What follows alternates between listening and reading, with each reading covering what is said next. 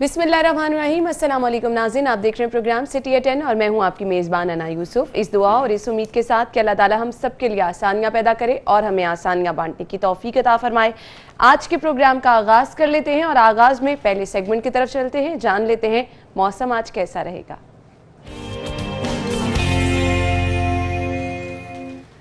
ताहिर जमील हमारे साथ मौजूद हैं। ताहिर, बताइए वेदर अपडेट्स क्या हैं? जी बिल्कुल, शहर लाहौर की अगर मौसम की बात करें तो गुज़िश्ता कई रोज़ से शहर का मौसम गर्म और खुश्क है, जिसकी वजह से दिन के औकात में काफ़ी गर्मी और हब्स महसूस किया जाता है। ताम शाम ढलते ही मौसम कदरे बेहतर हो जाता है और मौसम की यही सूरत हाल आज भी रहेगी। आज कम अज़ कम दर्जा हरारत 22 डिग्री सेंटीग्रेड जबकि ज़्यादा से ज़्यादा 37 डिग्री सेंटीग्रेड रहने की तवक्को है। फिल वक्त दर्जा हरारत 30 डिग्री सेंटीग्रेड है और हवा इस वक्त 2 किलोमीटर फी घंटा की रफ्तार से चल रही है, जबकि इसमें नमी का तनासुब 60% है। महकमा मौसमियात के मुताबिक बारिश का आज कोई इम्कान नहीं है और गर्मी के 27 शहरियों के लिए बुरी खबर ये है कि बारिश का इम्कान अगले 10 रोज़ भी कोई नहीं है और मौसम की जो मौजूदा सूरत हाल है ये अगले कई रोज़ तक यूं ही।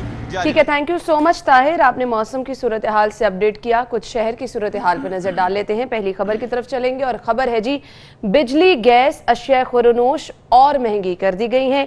बिजली की कीमत में 32 पैसे इजाफा।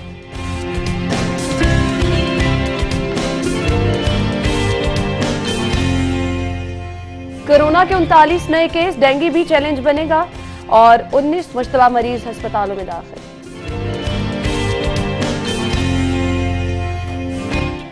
चोरों ने टेक्नोलॉजी का तोड़ ढूंढ निकाला, मीटर खोले बगैर बिजली चोरी, लाइन लॉसेस मजीद बढ़ गए, अफसरान परेशान। और अहम केसों में गवाहों और मुतासिर अफराद की शनाख्त के लिए अलहदा यूनिट बनाने का फैसला।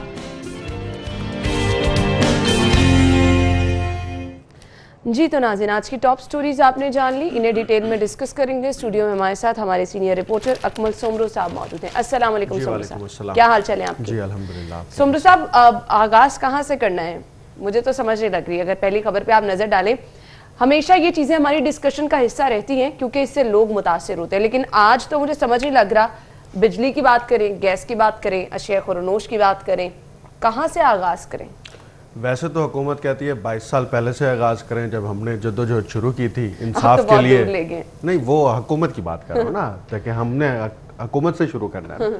हुकूमत कहती है हम 22 साल से जद्दोजहद कर रहे थे और जद्दोजहद के नतीजे में हमें बड़ी कठिन मराइल से गुजरने के बाद हुकूमत मिली। 22 साल बाद हमें ये भुगतना पड़ा है। और हमें 22 साल जो है ना इस स्ट्रगल के बाद हुकूमत मिली है और अब हमें हुकूमत मिली है, अब हमने अवाम का बेड़ा गर्क करना है। और दूसरी बात यह है कि हुकूमत के अहम तरीन जो मिनिस्टर्स हैं, जो उनके ओहदेदार हैं, जो मुशीरान हैं, वो इस बात को तस्लीम करने के लिए तैयार ही नहीं है कि पाकिस्तान में महंगाई हो रही है, मुल्क में महंगाई हो रही है और उस महंगाई के नतीजे में आम आदमी, आम इंसान, जिसकी तादाद खुद वज़ीर आज़म पाकिस्तान कहते हैं कि 10 करोड़ से भी ज़ायद है, वो पिस रहे हैं, लेकिन वो इस बात को तस्लीम करने के लिए तैयार नहीं है कि महंगाई हो रही है।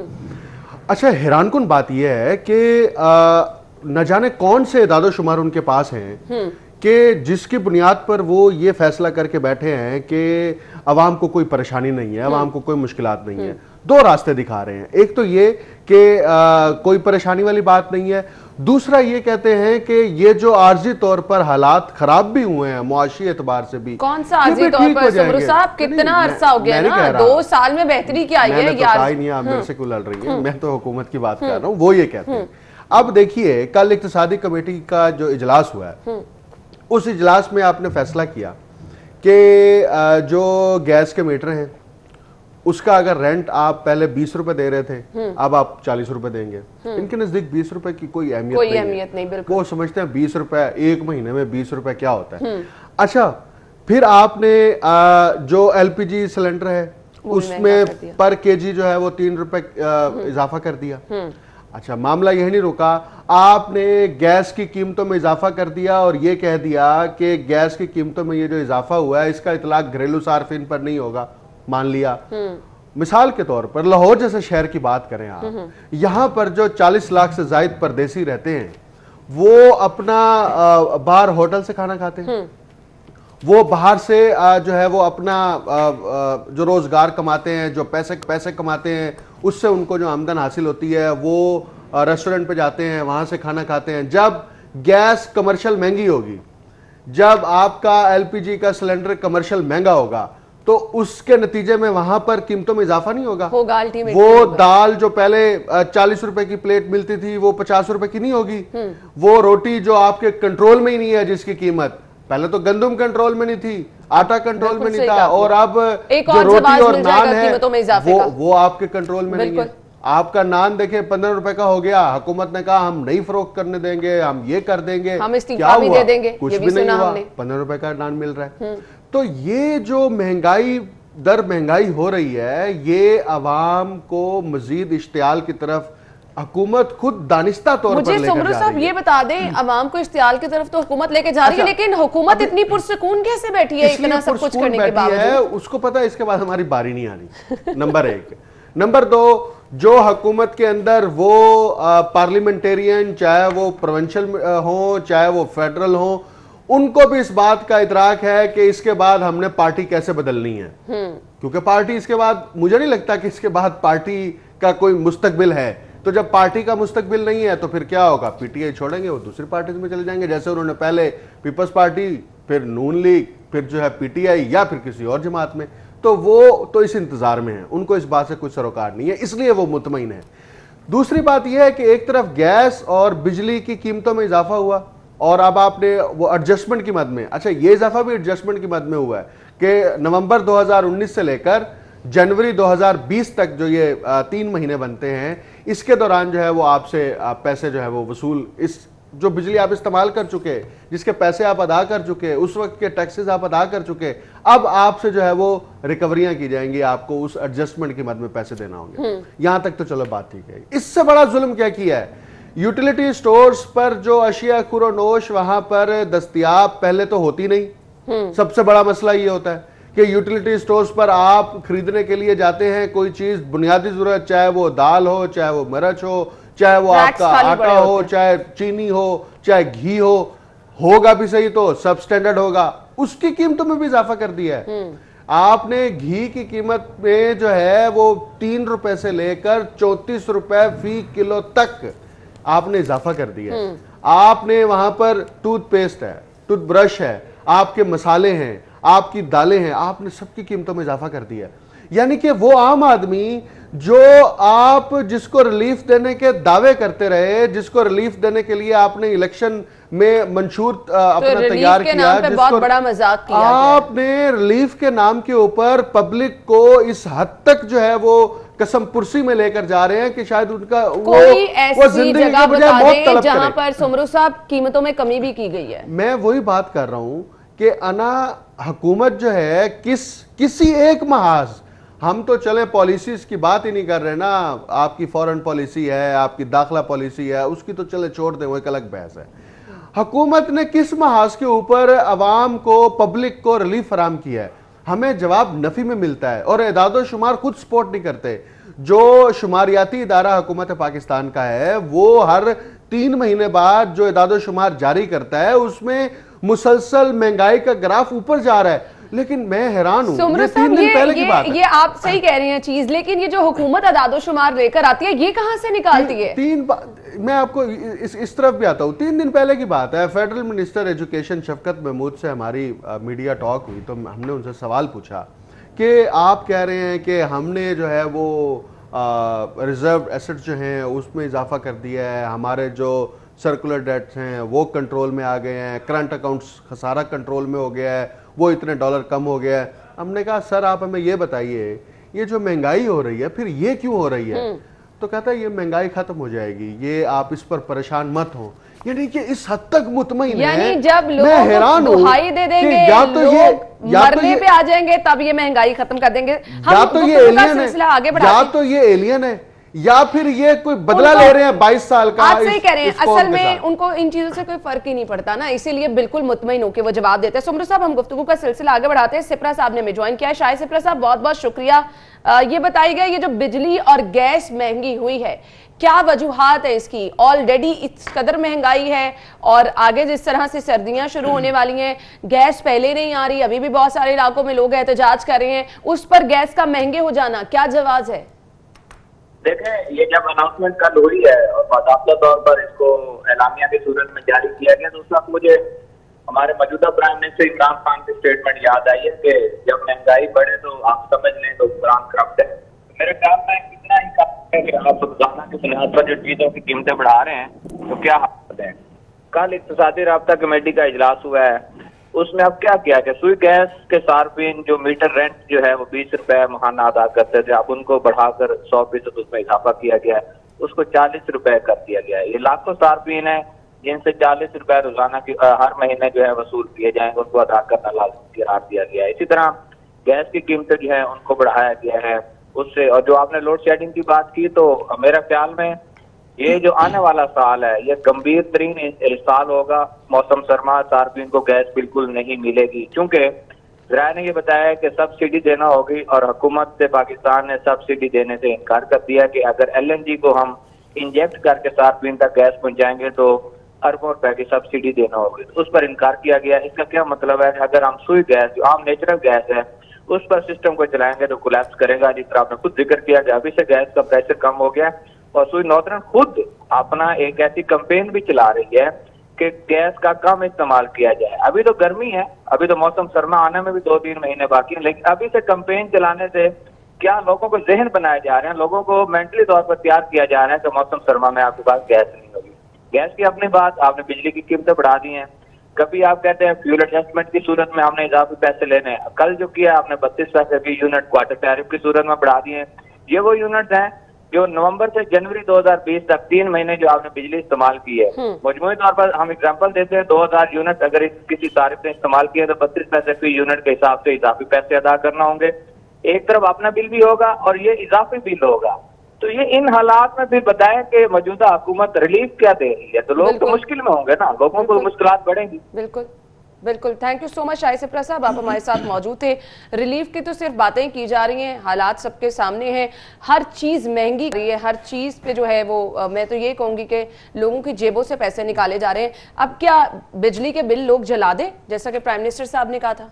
नहीं, बिजली के बिल ना जलाएं। हुकूमत को फारिग करने के लिए कोई जो है ना पब्लिक को अब ये लोगों के दिल जलाते रहे, हम कुछ ना जलाएं। ये तो जला रहे हैं ना, हम क्या बिल जला के क्या होगा? बिल जलाएंगे फिर हुकूमत कहेगी कि देखिए जी हमारे खिलाफ साजिश हो रही है, हमारे खिलाफ जो है वो अपोजिशन ये काम कर रही है।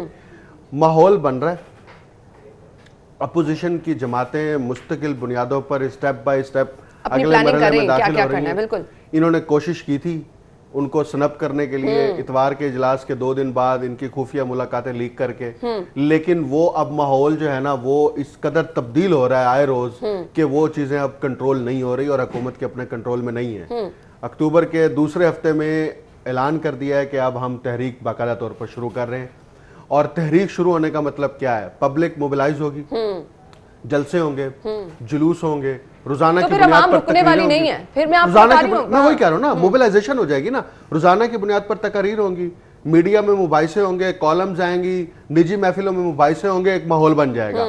हुकूमत के पास कुछ भी नहीं बचा कि वो अपनी कारकर्दगी बताएं। ये बेस्ट टाइम था काउंटर नैरेटिव नहीं है। देखिए काउंटर नैरेटिव के लिए सिर्फ ये बात जरूरी नहीं है कि वो चोर हैं, वो करप्ट हैं, उन्होंने लूटा है, ये काउंटर नैरेटिव है ही नहीं। अब तो काउंटर नैरेटिव ये होगा कि हमने 2 सालों में ये किया, हमने 3 सालों में ये किया, आपने क्या किया? बेड़ा गर्क कर दिया, पब्लिक का भी, इकोनॉमी का भी, मुल्क का भी, दाखिली सूरत हाल भी और खारजी सूरत हाल के पेश नजर भी।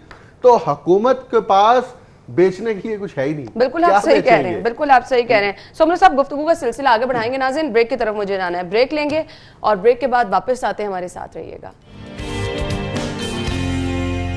ब्रेक के बाद आपको एक बार फिर से प्रोग्राम में खुश आमदीद कहेंगे। और ब्रेक से पहले हम बात कर रहे थे कि हर चीज़ महंगी कर दी गई है। इस महंगाई से लोग इतने तंग आ गए हैं कि लोगों ने फिर अब दूसरे रास्ते ढूंढना शुरू कर दिए। और ऐसा होगा जब लोग तंग आ जाएंगे, लोगों की कुव्वत खरीद खत्म हो जाएगी, रोजगार लोगों के पास नहीं रहेगा, तो फिर लोग दूसरे रास्ते अपनाएंगे। और ऐसा हो रहा है। खबर यह है जी, चोरों ने टेक्नोलॉजी का तोड़ ढूंढ लिया है। मीटर खोले बगैर बिजली चोरी की जा रही है। लाइन लॉसेस मजीद बढ़ गए।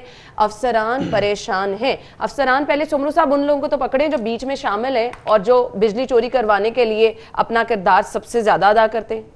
देखें जी, बात यह है कि किसी भी सरकारी महकमे या बिलखसूस बिजली और गैस की जो कंपनीज हैं, आप उसमें चोरी कर ही नहीं सकते जब तक मुतलका ऑफिसर आपके साथ ऑन बोर्ड ना हो। बिल्कुल बिल्कुल, ये हमेशा रिपोर्ट होता रहा है, चाहे बिजली चोर हो या गैस चोर हो। जो मीटर रीडर है, जो वहां पे मुतलका कंपनी का अमला वहां दौरा करता है, वहां चेक एंड बैलेंस रखता है, वो जब तक साथ ना मिला हो उस वक्त तक आप ये चोरी कर ही नहीं सकते। बिल्कुल। अब क्या हो रहा है, ये इससे पहले भी होता रहा है कि जो बिजली के मीटर हैं, पहले तो होता था ना कि उनको उतार लिया जाता था, वो उनकी सील ब्रेक कर दी जाती थी। बिल्कुल। वो सील ब्रेक करके आप मीटर को रिवर्स कर लेते। अब ऐसा नहीं है। अब उन्होंने जदीद टेक्नोलॉजी अडॉप्ट की। अब ये कौन कर रहा है? ये वो नहीं कर रहा है जिसने 200 यूनिट, 300 यूनिट, 500 यूनिट इस्तेमाल करने हैं। ये वो सारिफ कर रहा है, वो कमर्शियल सारिफ कर रहा है जो बिजली हर महीने 1000 यूनिट, 2000 यूनिट, 3000 यूनिट, शायद इससे भी ज्यादा जो है वो इस्तेमाल करता है। वो क्या कर रहे हैं कि मीटर को उतारे बगैर सॉफ्टवेयर तैयार करके उसके जरिए से मीटर को रिवर्स कर लिया जाता है। और मीटर को रिवर्स उस वक्त कर लिया जाता है जब मीटर रीडर जो है वहां पर आता है और वो देखता है। अब मीटर रीडर जो है, क्या उसको इस बात का अंदाजा नहीं है कि मैं जो रीडिंग कर रहा हूं, या मुतलका महकमे के अंदर जब बिल तैयार होता है तो उनको ये मालूम नहीं हो रहा होता कि इस महीने इसने इतने यूनिट यूज किए हैं, अगले महीने जो है वो इतना गैप आ रहा है, इतना फर्क आ रहा है, ये क्यों आ रहा है? हम इन्वेस्टिगेशन तो करें। आप जब तक स्मार्ट टेक्नोलॉजी अडॉप्ट नहीं करेंगे उस वक्त तक ये लाइन लॉसेस का जो खुमियाजा है उस आम सारिफ को भुगतना पड़ेगा, जो बिल भी अदा करता है, जो बिल की मद में टैक्स डाले जाते हैं वो भी अदा करता है। किस स्मार्ट टेक्नोलॉजी की आप बात कर रहे हैं? यहाँ तो तस्वीर लेकर आपने रीडिंग की, स्मार्ट टेक्नोलॉजी प्रिंट करा दिया आपने ऊपर। देखिए, हर स्मार्ट टेक्नोलॉजी का तोड़ यही लोग निकाल देते हैं। इन्होंने मंसूबा बनाया था। अच्छा, मुझे एक बात बताएं, पाकिस्तान में इतनी सारी सेलुलर कंपनीज काम कर रही हैं, प्रीपेड भी कनेक्शंस हैं, पोस्टपेड कनेक्शंस भी हैं। आज तक गुज़िश्ता 20 सालों के अंदर कभी कोई रिपोर्ट हुई हो कि आपके जो प्रीपेड के कार्ड्स हैं उनके नंबर जो हैं वो लीक हो गए हैं, या कार्ड जो हैं वो सारे के सारे हाईजैक कर लिए गए हैं, या जो है आप पैसे कंपनी को अदा किए बगैर अपना मोबाइल फोन जो है वो रिचार्ज कर लेते हैं? कभी सुना ऐसा? नहीं। तो ये उनसे सीख लें। आप स्मार्ट मीटर जब तक नहीं लाएंगे, आप जब तक बिजली को प्रीपेड के ऊपर कन्वर्ट नहीं करेंगे, तो आपका ये मसला कभी भी हल नहीं होगा। और लेस्को के हुकाम और उसके अंदर जो ऑफिसर्स हैं वही सबसे बड़ी रुकावट है कि वो स्मार्ट मीटर को लॉन्च नहीं होने देते। ये प्रोजेक्ट पहले भी तैयार हुआ था लेकिन उसको रोक लिया गया, उसकी फिजिबिलिटी के अंदर मसाइल, मीटर की तैयारी के अंदर मसाइल। यानी कि आप जब कोई प्रोजेक्ट नहीं करना चाहते तो फिर आप मुख्तलिफ बहाने तलाश करते हैं। इसका हल सिर्फ और सिर्फ टेक्नोलॉजी है। आप टेक्नोलॉजी को अडॉप्ट नहीं करेंगे तो उसका नुकसान आपकी नेशनल ट्रांसमिशन से आपको बिजली मिल रही है ना, आप बिजली की लोड शेडिंग की सूरत में टेक्नोलॉजी का तोड़ निकाल लेते हैं। देखें, बात यह है कि वो कितने फीसद लोग हैं, वो 5% होंगे, वो 3% होंगे, मैक्सिमम 10% होंगे। इतना तो मार्जिन हमेशा रहा है। उन 10% लोगों को भी रोकने के लिए आपको काउंटर स्ट्रेटेजी बनानी पड़ेगी। आप महज जो है वो मीटर रीडर के ऊपर रिलाय नहीं कर सकते। यही वजह थी ना कि मीटर रीडर को आपने पाबंद बना दिया कि वो मीटर की तस्वीर साथ बनाएगा और वो तस्वीर जो है वो बिल के अंदर छप के आएगी, लेकिन वो आपका मंसूबा भी नाकाम हुआ, वो नताइज पैदा नहीं कर सके। लाइन लॉसेस का आप उसका ग्रैंड पर्सपेक्टिव देखें। लाइन लॉसेस का क्या होता है? नंबर 1, बिजली ट्रांसमिशन में आई, बिजली इस्तेमाल हो गई, पता ही नहीं किसने इस्तेमाल की, आपको उसका नुकसान लोड शेडिंग की सूरत में बर्दाश्त करना पड़ता है। नंबर 1। नंबर 2, बिजली आई, बिजली इस्तेमाल हो गई, उसकी कीमत ही नहीं अदा की गई। बिल्कुल, आपको इन टर्म्स ऑफ फाइनेंस उसका नुकसान हो रहा है। आप उस नुकसान का फिर उसको कैलकुलेट करें, वो मल्टीप्लाई होता है, कंपनी की कारकर्दगी पर असर होता है, लोड शेडिंग की सूरत में इक्तिसादियात पर असर होता है, प्रोडक्शन पर असर होता है, बाजारों पर असर होता है, मार्केट्स पर असर होता है, घरेलू सार्फिन पर असर होता है, इवन दरसगाहों पर असर होता है जहां पर बिजली की लोड शेडिंग होती है।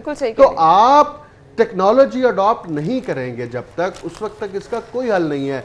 मैंने इसलिए सेलुलर कंपनीज की एग्जांपल दी है कि आप उन्हीं से सीख लें। आप साहब पता क्या, लोग सुबह सुबह टीवी लगा के कहते होंगे कि ये तो आ जाते हैं हमारा ब्लड प्रेशर हाई करने के लिए। सीरियसली, हर तरफ महंगाई, हर तरफ बिजली चोरी, मतलब आपने लोगों को ये बताना है कि आपकी जेबों से मुझे कोई अच्छी खबर मिले तो मैं डिस्कस करूं। फिर कोई और बात कर लेते हैं ना, अच्छी खबर कोई बना लेते हैं, कोई ऐसी कोई तलाश कर लेते हैं। मौसम देखें, अब थोड़ी सी तब्दीली आ रही है उसमें, वो भी अभी हब्स है, 2-4 दिन चले, हब्स गुजरेगी, मौसम अच्छा होगा, थोड़ी सी ठंडक आएगी, फिर लोग यकीनन कॉफ़ी पियेंगे, उससे एंजॉय भी करेंगे, ब्लड प्रेशर भी मेंटेन रहेगा। देखें, बात ये है कि हम क्या बताएं मुल्क के अंदर। अब देखें ना, एक जो मुसव्विर है वो क्या तस्वीर कशी करे जब उसके सामने सारा है ही गंद। सही कह रहे हैं, वो उस गंद को कैसे जो है वो खूबसूरत बाग बनाकर पेश करे, उसका खूबसूरत नजारा पेश करे, वो कैसे करेगा? जहां खूबसूरती थी, जाएगा तो नहीं कर सकेगा। जहां खूबसूरती थी वहां पर भी इन्होंने पकड़ के बेड़ा गर्क कर दिया। लोग क्या करें। खैर, एक अच्छी खबर चले शामिल कर ही लेते हैं, फाइनली कुछ नजर आई गई है। टेक्सटाइल सनत की बेहतरी के लिए हुकूमत को 5 साल पॉलिसी देना होगी, गौहर एजाज साहब का ये कहना है। All Pakistan textile mill association का इजलास है आम हुआ है और group leader APTMA Gauhar Ejaz ने इसमें खुसूसी शिरकत की है। ये कुछ आपको कहीं ना कहीं बेहतरी की उम्मीद नजर आती है सुमर साहब? नहीं आना, देखे ना, आप जबरदस्ती इसको बेहतरी की तरफ लेके जा रही है। मेरी बात सुनो, उन्होंने मुतालबा किया कि आप सनत को प्रायोरिटाइज करें और सनत की तरक्की के लिए जो रोजगार मिलेगा या नहीं, जो खास तौर पर यहां से एक्सपोर्ट करते हैं, बिलखुसूस वो सनत जो है, एक तो उसकी लोकल मार्केट में खपत हो जाती है, एक बैरून मुमालिक भेजी जाती है। आप उनको सपोर्ट करने के लिए एक 5 साल मंसूबा दें। अब 5 साल मंसूबा क्या दें, 2 साल में नहीं दे सके, अब कहां से देंगे?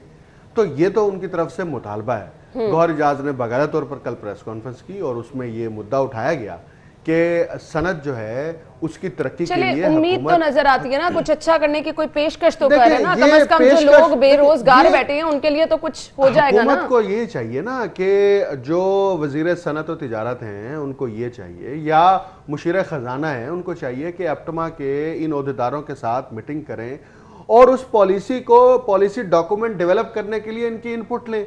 लेकिन हमारे यहाँ जो कल्चर रहा है ना गुज़िश्ता 70 बरस से, वो ब्यूरोक्रेटिक कल्चर रहा है। ब्यूरोक्रेटिक कल्चर का सबसे बड़ा नुकसान ये होता है कि जो डायरेक्ट कंसर्न स्टेक होल्डर होता है ना, आप उसको ऑन बोर्ड नहीं लेते, आप उसकी मशावरत नहीं करते, क्योंकि ब्यूरोक्रेट ये तस्वुर करता है कि अगर उसने सिविल सर्विस एकेडमी से ट्रेनिंग हासिल कर ली है और प्रमोशन के लिए उसने जो है वो पब्लिक स्कूल के अंदर से, पब्लिक पॉलिसी स्कूल के अंदर से उसने कोर्स कर लिया है 6 महीने का, या वो बैरून मुल्क 15 रोजा ट्रेनिंग हासिल करने के बाद वो इस हद तक माहिर हो गया है कि अगर उसको हेल्थ के अंदर लगा देंगे तो वहां पर भी जो है वो सुरखाब के पर निकाल के बैठ जाएगा, अगर उसको आप एजुकेशन में लगा देंगे वहां पर भी वो ब्यूरोक्रेट परफॉर्म करेगा, उसको आप सनत में लगाएंगे वहां पर भी परफॉर्म करेगा। उसका नुकसान क्या होता है? नजर आ रही है ना, ये इंतहाई अहम बात है कि ब्यूरोक्रेसी के इस कल्चर और रवैये की वजह से पाकिस्तान के अंदर जो है वो ठोस बुनियादों पर पॉलिसीज नहीं बनती। देखिए, कोई भी वजारत है, उस वजारत का जो कलमदान संभाल के जो वजीर बैठा है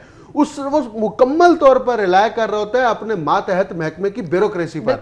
ब्यूरोक्रेसी का जो रवैया है वो आमराना है, वो होते ही डिक्टेटर हैं। मतलब हम तो पॉलिटिशियंस को या वैसे डिक्टेटर की टर्म यूज करते हैं ना, ये ब्यूरोक्रेट्स उससे बड़े डिक्टेटर होते हैं।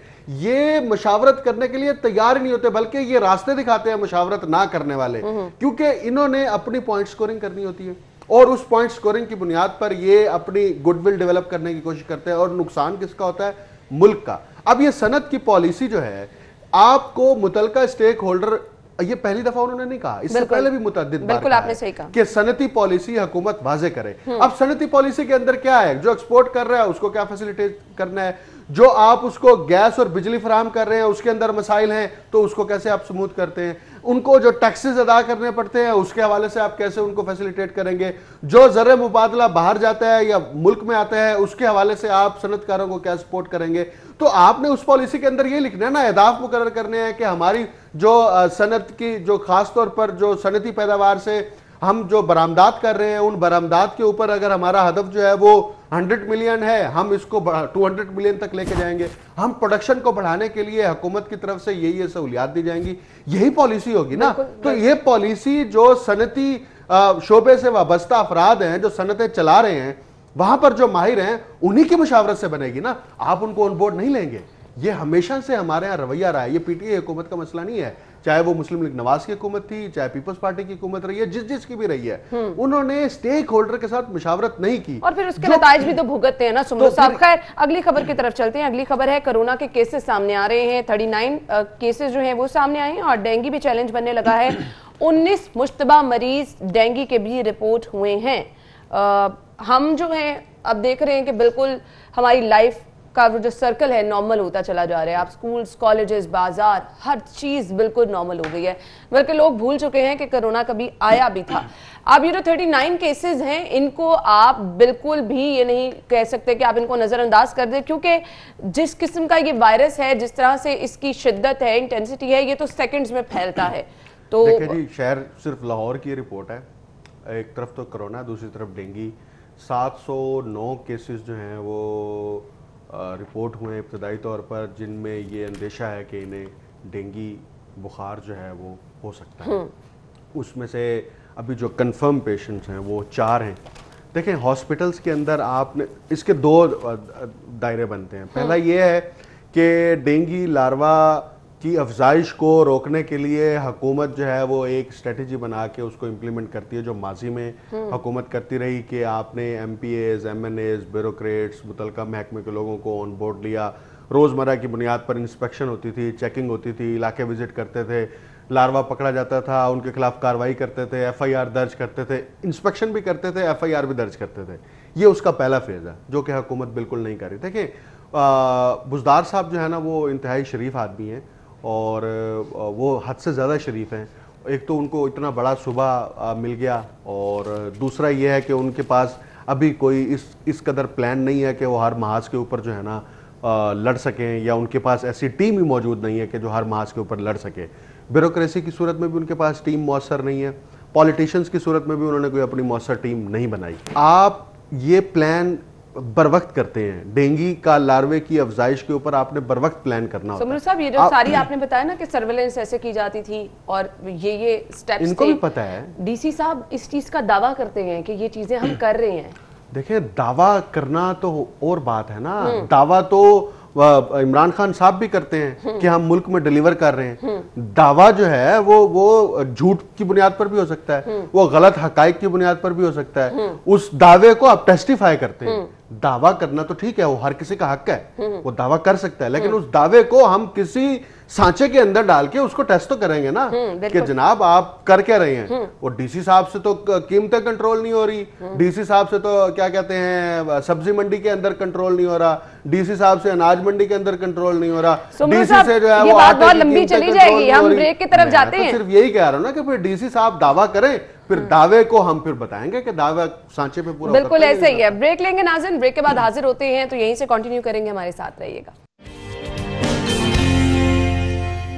ब्रेक के बाद आपको एक बार फिर से खुशामदीद कहेंगे और अगली खबर मेरे पास है जी, कहां कहां करप्शन नहीं हो रही, यहां तो एंटी करप्शन भी करप्शन की जद में आ गया है। 12 अहलकारों को नौकरी से फारिग कर दिया गया है।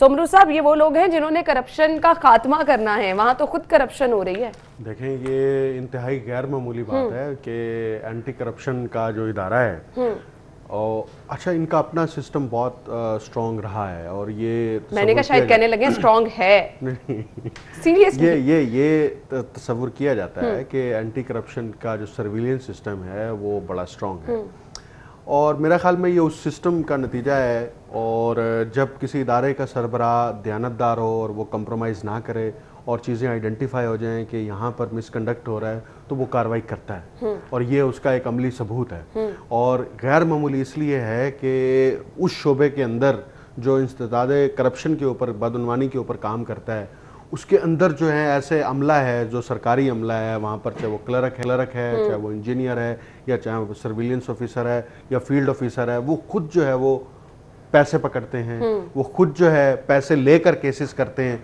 वो खुद जो है पैसे लेकर केसेस को इल्तवा का शिकार इनका कोई इन हाउस मॉनिटरिंग का सिस्टम नहीं होता, कोई सजा जजा का निजाम नहीं होता, कोई चेक एंड बैलेंस नहीं रखता? बिल्कुल होता है, ये उसी इन हाउस सिस्टम की बुनियाद पर उनको जो है वो आइडेंटिफाई करने के बाद उनके खिलाफ कार्रवाई हुई है। देखिए हमारे यहाँ पाकिस्तान में तमाम महकमों के अंदर हमारे पास कवानीन मौजूद होते हैं, उन कवानीन के तहत किस तरह से सजाएं मिलेंगी वो भी मौजूद होते हैं।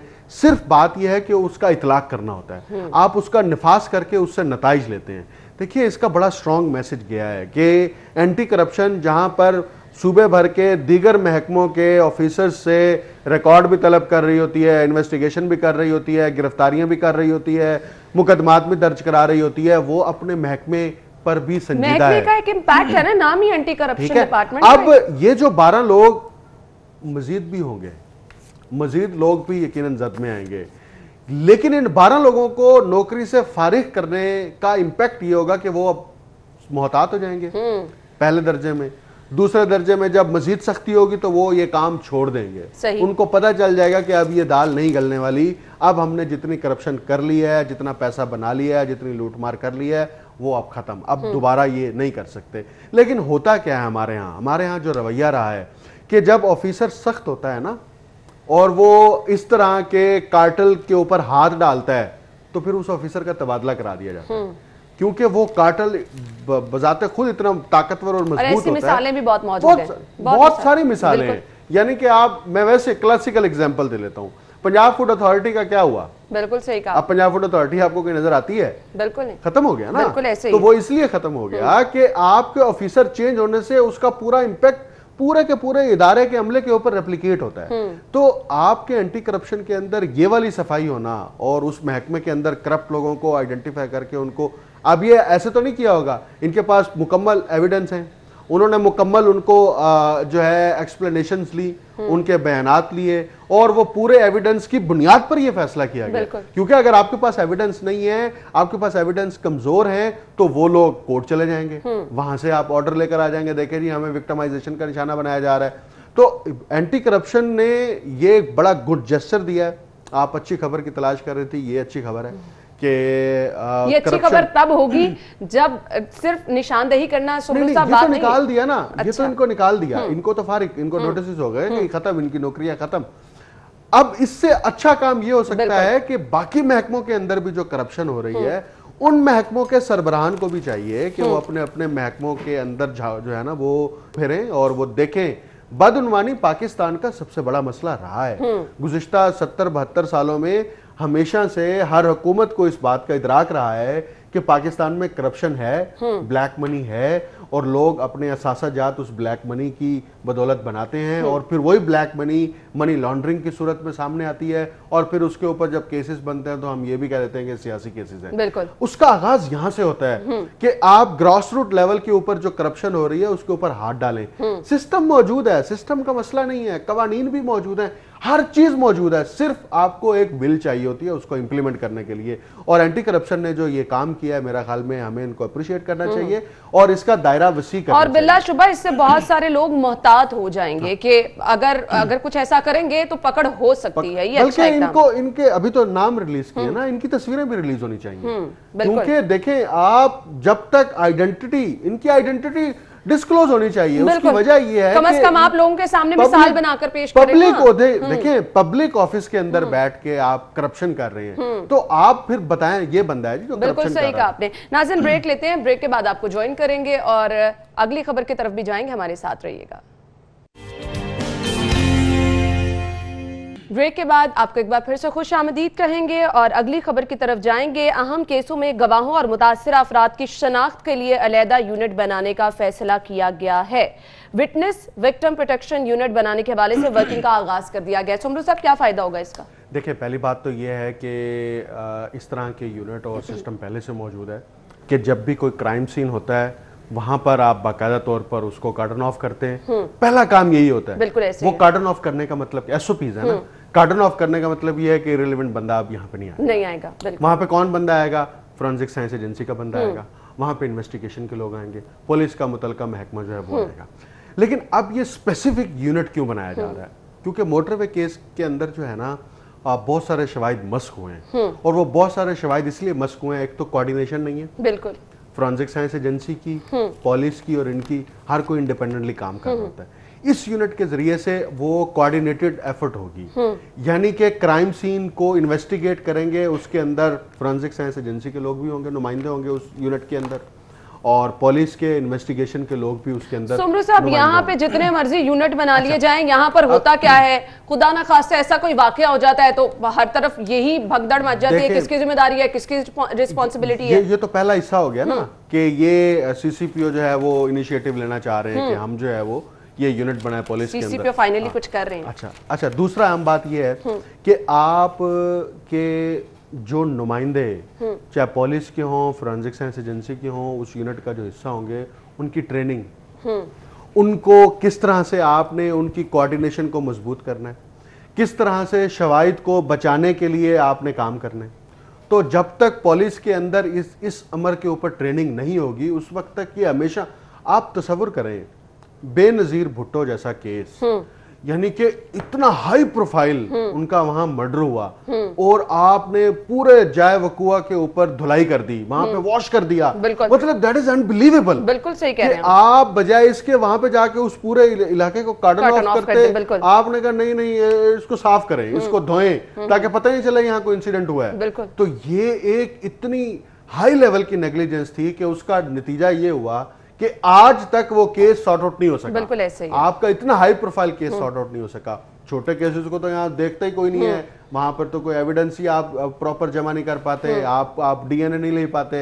आप देखिए उस गाड़ी के ऊपर कितने पुलिस एहलकारों ने मोटरवे केस के ऊपर जो है वो जाके उस गाड़ी के शीशे को हाथ लगाया, उसके दरवाजे को हाथ लगाया, तो वो इब्तदाई जो निशाना। चलिए सुमरू साहब, वक्त कम है, ये तो अब वक्त ही बताएगा कि यूनिट ये जो बनाने का फैसला किया गया है इससे फायदा क्या होगा। थैंक यू सो मच, बहुत बहुत शुक्रिया आपके वक्त के लिए। अहम खबर आपने जानी, ब्रेक लेंगे, ब्रेक के बाद आपको ज्वाइन करेंगे, हमारे साथ रहिएगा। स्टूडियोज में आपको खुशामदीद कहेंगे। नाज़रीन, प्रोग्राम के इस हिस्से में जिस टॉपिक पे हम बात करने वाले हैं इंतहाई अहम मामला है, लेकिन अनफॉर्चुनेटली इस जदीद दौर में इतनी अहम चीज़ को हम भूलते चले जा रहे हैं। आंखें अल्लाह ताला की दी हुई बहुत बड़ी नेमत है, लेकिन जब आप टेक्नोलॉजी की बात करते हैं और टेक्नोलॉजी का बेजा इस्तेमाल जिसका अब हम देख रहे हैं हर तरफ हमें नजर आ रहा है, बच्चों से लेके बड़ों तक हर कोई टेक्नोलॉजी का बेजा इस्तेमाल कर रहा है। लैपटॉप्स, मोबाइल फोन, आईपैड, आप जिंदगी का कोई काम करें ना करें, ये चीजें बच्चों के, बड़ों के, बूढ़ों के हाथों से नहीं हट रही हैं। मैं तो ये कहूंगी कि इस टेक्नोलॉजी की वजह से ना सिर्फ हमारी पूरी जिंदगी तब्दील होकर रह गई है, बल्कि मसाइल भी बढ़ते चले जा रहे हैं। जहां पे फायदे हैं, नुकसानात इसमें सबसे ज्यादा देखे जा रहे हैं। सबसे बड़ा नुकसान जो कि अब बच्चों में हम देख रहे हैं वो ये है कि आईसाइट का मसला बहुत ज्यादा बढ़ता चला जा रहा है, क्योंकि आप अपने बच्चों को मसरूफ करने के लिए एक साइड पे मोबाइल फोन देके बिठा देते हैं और कि आपके बच्चे मसरूफ रहें, आपको तंग ना करें, लेकिन इसके असरात क्या आ रहे हैं इस पर हम जरूर बात करेंगे कि किस हद तक मोबाइल की लाइट, आप आईपैड अगर यूज़ कर रहे हैं उसकी लाइट बच्चों के लिए नुकसानदेह है। साथ ही साथ दीगर आंखों से रिलेटेड जो मसाइल हैं उनको भी हम डिटेल में डिस्कस करेंगे। स्टूडियो में हमारे साथ हमारे मेहमान मौजूद हैं, तारुफ में आपके साथ कराना चाहूंगी।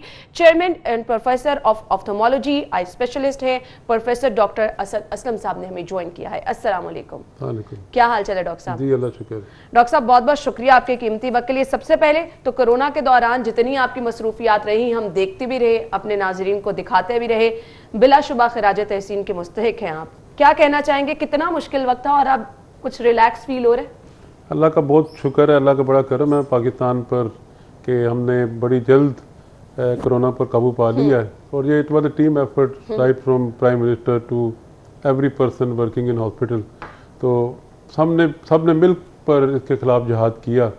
उसमें doctor, nurses, paramedical staff, light health professional, media, इतना सब ने रोल प्ले किया। और के पॉलिटिशियन, ब्यूरोक्रेसी के, हमने बड़ी अच्छी स्ट्रेटजी के साथ इस पर काबू पा लिया। अल्लाह का शुक्र, अल्लाह का बहुत करम है। बिलाशुबा अल्लाह ताला का बहुत बड़ा करम है। खैर, आज के अपने टॉपिक की तरफ आएंगे डॉक्टर साहब। जिस तरह के मैंने इंट्रो में कहा कि मोबाइल फ़ोन, लैपटॉप्स, आईपैड, हम अपनी जॉब का जिन लोगों को है वो तो उसका इस्तेमाल करते ही करते हैं, लेकिन बच्चों में इसका इस्तेमाल बहुत ज़्यादा बढ़ता चला जा रहा है। क्या इसके नुकसानात हैं? सबसे पहले इस पर रोशनी डालिएगा। देखिए, आपने ऑब्जर्व किया होगा कि हर दूसरे बच्चे को ऐनक लगी है। बिल्कुल ऐसे ही। और उसकी सबसे बड़ी वजह जो बड़ा प्रलॉन्ग और frequent use of mobile phone, video game, laptop, iPad, ये सबसे बड़ी ये वजूहात हैं कि जिसकी वजह से हर दूसरे बच्चे को इस वक्त ऐनक लग गई।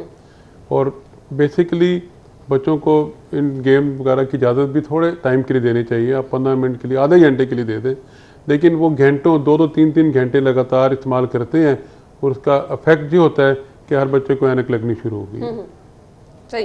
डॉक्टर साहब, मुझे ये बताइएगा, हम अक्सर देखते हैं कि बच्चे बिल्कुल आंखों के करीब रख के लैपटॉप या फिर गेम्स खेल रहे हैं, फिर उसके अलावा वीडियोस मुख्तलिफ देख रहे हैं, घंटों घंटों हम देखते हैं कि बच्चे इस चीज़ में मसरूफ़ रहते हैं। मुझे ये बताएगा इसका नुकसान क्या है? बिल्कुल रोशनी जब आपकी आंखों के सामने आ जाती है और आपकी रूटीन ही वो बन जाती है, किस हद तक हमारी आंखों को मुतासर कर सकती है? देखिए, 2 तरह से मुतासर करती है। एक तो बच्चों में, जब बच्चे बहुत ही करीब से देखते हैं मोबाइल फ़ोन को, आईपैड को, लैपटॉप को, उनमें जो स्ट्रक्चरल चेंजेस आ जाती हैं आंख के अंदर और उनको ऐनक लग जाती है। बिल्कुल। दूसरी सबसे बड़ी जो नुकसानदेह ना, जो रात के वक्त लाइट बंद करके अंधेरे में जो मोबाइल फ़ोन का इस्तेमाल है, वो आंख के हसास हिस्सा जो मैकुला है उसको परमानेंट डैमेज कर देती है। उसको आप समझने के बर्न कर देती है। अच्छा। वो परमानेंट डैमेज कर देती है। इसलिए 2 बड़ी एहतियाती तदाबीर, एक तो ये बच्चों को दिन की रोशनी में भी कम से कम आधे घंटे की इजाज़त दे दें, घंटे की इजाज़त दें, उससे ज़्यादा नहीं, कि मोबाइल फ़ोन और वीडियो गेम वगैरह से खेलें। और दूसरा, किसी शख्स को ये रात के अंधेरे में लाइटें कमरे की बंद करके मोबाइल फ़ोन की लाइट से मैसेज पढ़ना, उस पर कोई वीडियो क्लिप देखना, वो कभी नहीं करना चाहिए। ये तो घंटों बच्चों की वो तो प्रैक्टिस आंख के पर्दे का चलती जो रहती है। हिसास हिस्सा है उसको हमेशा के लिए डैमेज कर देता है। सही। डॉक्टर साहब, अब मैं आपसे ये जानना चाहूंगी, कहा जाता है कि ये आंखों का जो मसला है, बिनाई कमजोर हो जाना या फिर ग्लासेस लग जाना, ये जेनेटिक भी होता है, इसमें कितनी सदाकत है? ये किसी हद तक ठीक है, लेकिन अक्सर जिनको ऐनक लगती है उनमें कोई उनके फैमिली हिस्ट्री भी नहीं होती, उनके पेरेंट को नहीं लगी होती, ये किसी को भी लग सकती है। और आजकल तो मैं दोबारा रिपीट करता हूँ, आजकल तो सबसे बड़ा फैक्टर ऐनक का, खुसूसन बच्चों में, ये जो वीडियो गेम और मोबाइल फोन है। बिल्कुल ऐसे ही है, ऐसे ही है। अच्छा डॉक्टर साहब, मुझे ये बताइएगा कि वो लोग, क्योंकि आपने कहा कि फैक्टर है, जेनेटिक होते भी है, तो कुछ इसकी पहले से ही एहतियात है जो आप बरत सकते हैं? पहले से एहतियात ये है कि बच्चों में ना 2-3 स्टेजेस ऐसी हैं जब आपको उनको आंखें बगैर किसी वजह के भी चेक कराने चाहिए। एक तो पैदाइश के वक्त, दूसरा 5 साल, जो 4-5 साल स्कूल एंट्री के वक्त, और तीसरा 12 साल की उम्र के वक्त। सही।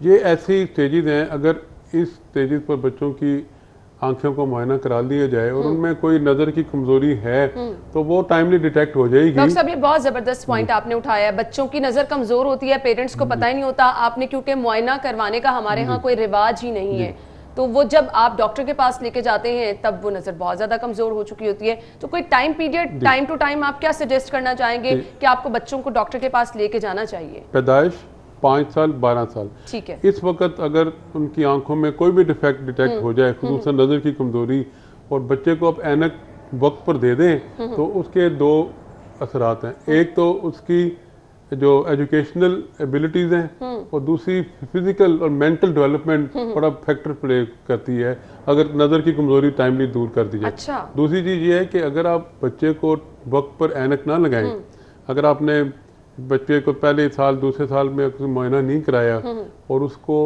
आंखों में ऐनक की ज़रूरत है और आप उसको नंबर नहीं देते, तो उसकी आंख लेजी रह जाएगी, हमेशा के लिए कमज़ोर रह जाएगी। उसको एम्ब्लायोपिया कहते हैं। वो बाद में जाके किसी भी ऐनक से या किसी भी ऑपरेशन से वो नजर बहाल नहीं कर सकते। डॉक्टर, कुछ सिम्टम्स भी होंगे, क्योंकि अक्सर बच्चों को थकावट महसूस होना शुरू हो जाती है, सर दर्द रहना शुरू हो जाती है, बच्चे लेजी हो जाते हैं। कौन से ऐसे सिम्टम्स हैं जब आपका बच्चा फील कर रहा हो तो आपको आई स्पेशलिस्ट के पास लेके जाना है? सबसे जरूरी थी आजकल तो देखें टीवी, एक तो बच्चा बहुत करीब जाके टीवी देखे, वो सबसे बड़ा इंडिकेशन है कि इसकी नज़र कमज़ोर है, इसलिए वो करीब से जाके देख रहा है, वरना वो 6 मीटर के फासले से भी देख सकता है। बिल्कुल। दूसरा, बच्चा कोई भी किताब अगर पढ़ता है बहुत करीब रख करके पढ़ने की कोशिश करता है, वो भी एक इंडिकेशन है।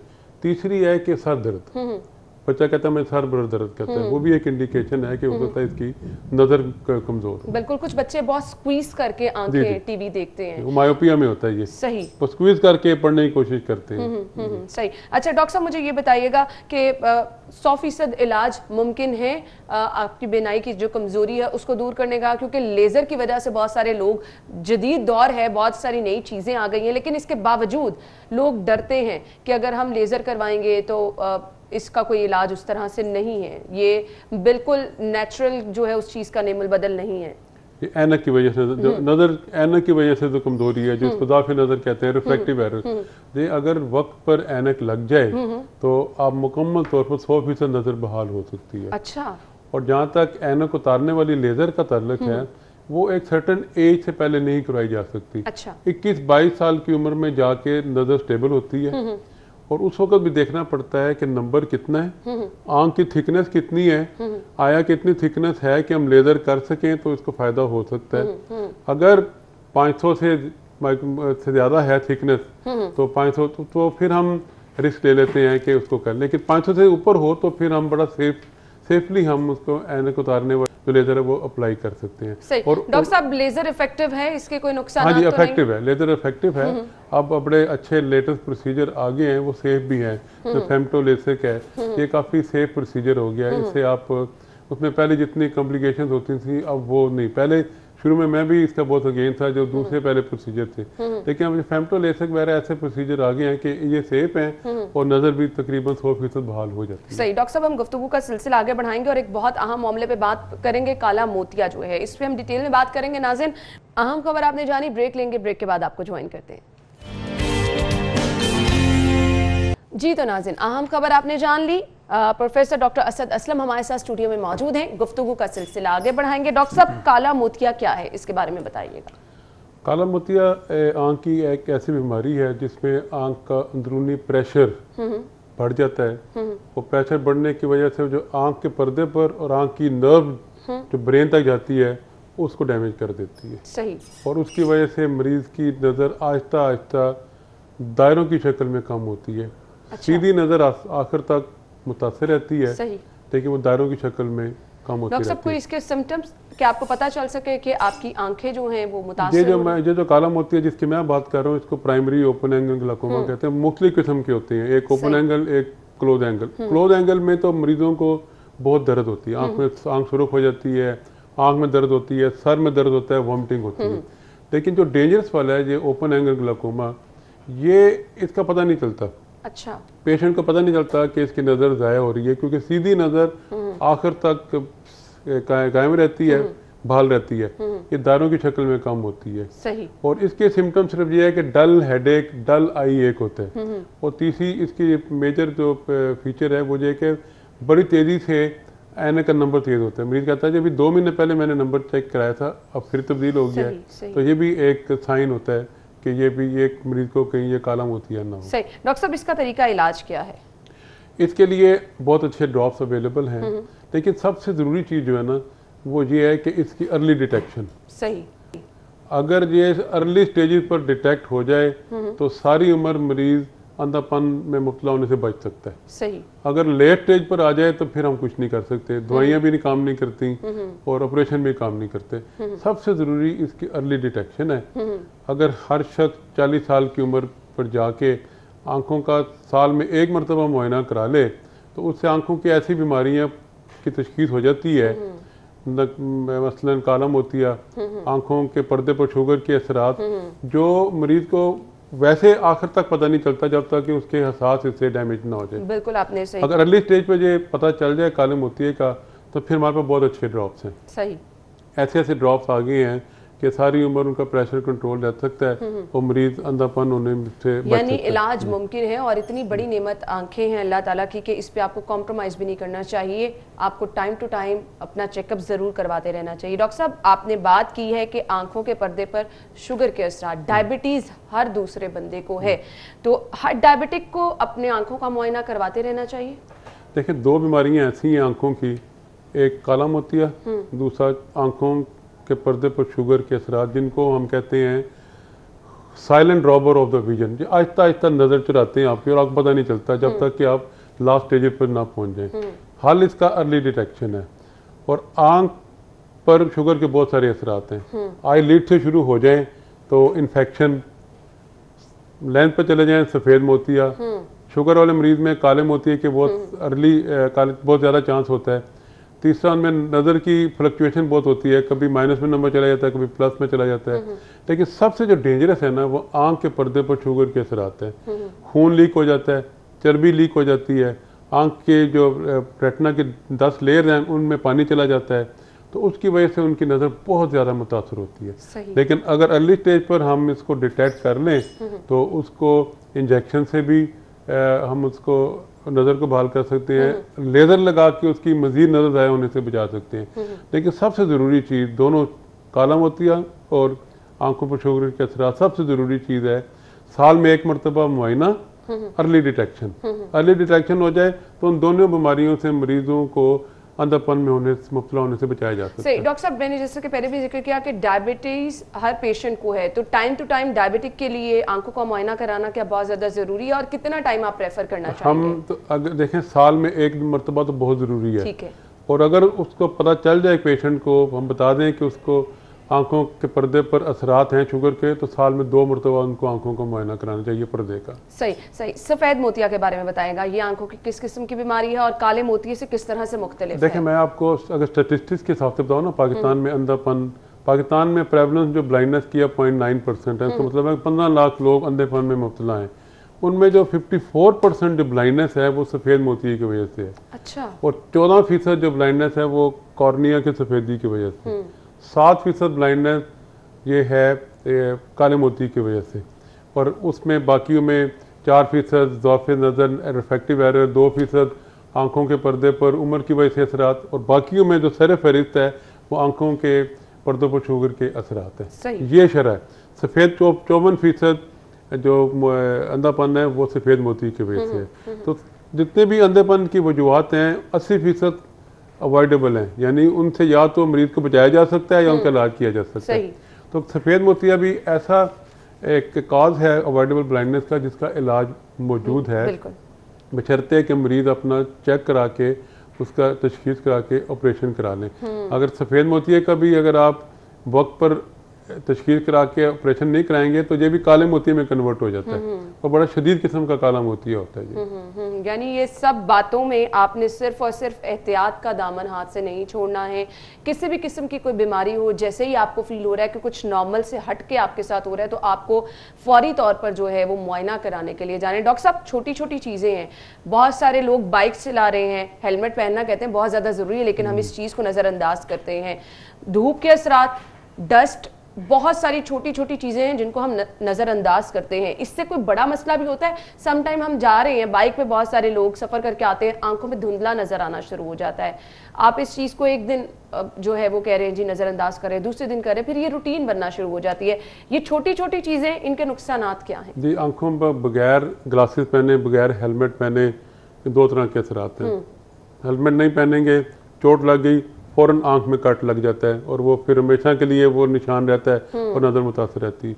दूसरा, पॉल्यूशन इतनी ज़्यादा है, धुआं, डस्ट, पार्टिकल, मतलब हमारे पर रोज़ाना ऐसे मरीज आते हैं, स्मोक का सीजन भी आने वाला है, सबसे ज़्यादा आंखें मुतासर होती हैं। हमारे पर रोज़ाना पेशेंट ऐसे आते हैं जिनमें डस्ट पार्टिकल तो अलावा जिनमें छोटे छोटे लोहे के ज़रात आंखों में पड़े होते हैं। अच्छा। वो भी हम फिर उनको निकालते हैं, तो आंख फोन करके उनको निकालना पड़ता है। तो जब भी मोटरसाइकिल चलाएं, साइकिल चलाएं, आप ग्लासेस पहने, मोटरसाइकिल वाले हेलमेट पहने, ये एनवायरमेंटल पोल्यूशन से भी बच जाएंगे और चोट से भी बच जाएंगे। सही। डॉक्टर साहब, बहुत सारे लोग जो है ना वो जब ज़्यादा रोशनी हो देखने में प्रॉब्लम होती है, इसकी वजूहात क्या होती हैं फिर? और उसके बाद फिर लोग कहते हैं जी हम जब दोबारा दूसरी साइड पे देखें तो ब्लड नज़र आना शुरू हो जाता है, क्या वजूहात होती है इसकी? देखिए, ज़्यादा रोशनी में नज़र कम आना इसकी मुख्तलिफ वजूहात है। सही। एक तो या तो आंखों में बड़ी सी एलर्जी है सबसे, दूसरी या तो इनको काला मोतिया है और पानी का कॉर्निया में कोई ऐसा पानी आ गया है कि उसकी वजह से वो टॉलरेट नहीं कर सकते। तीसरा, ज़्यादा रोशनी में अगर सफ़ेद मोतिया इस किस्म का है कि बिल्कुल पुतली के रास्ते में है, तो जब भी वो धूप में जाएंगे एकदम, जब भी आदमी तेज़ रोशनी में जाता है या पड़ता है तो पुतली सुकड़ जाती है। तो जब भी वो कम रोशनी से तेज़ रोशनी वाले एरिया में जाएंगे तो उनकी पुतली सुकड़ जाएगी।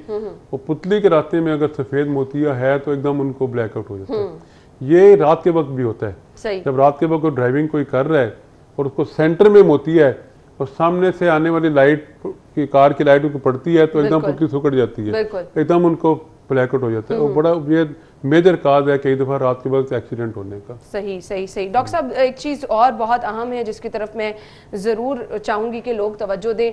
जगह जगह हम देखते हैं सन ग्लासेस अवेलेबल हैं और वो बहुत ज़्यादा हम देखते हैं कि उसका ग्लास जो है अच्छी क्वालिटी का भी नहीं होता है, फिर भी लोग उसको क्योंकि सस्ती मिल जाती हैं तो लोग उसका बहुत ज़्यादा इस्तेमाल करते हैं। इसका कोई नुकसान है?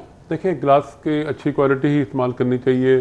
कोटेड ग्लासेस जो प्लास्टिक वो इस्तेमाल करें। प्लास्टिक के ग्लासेस कोटेड हों उससे दो तरह के फ़ायदे हैं। एक तो ये फ़ायदा है कि वो प्लास्टिक टूटता नहीं, जिससे शीशा टूट जाता है।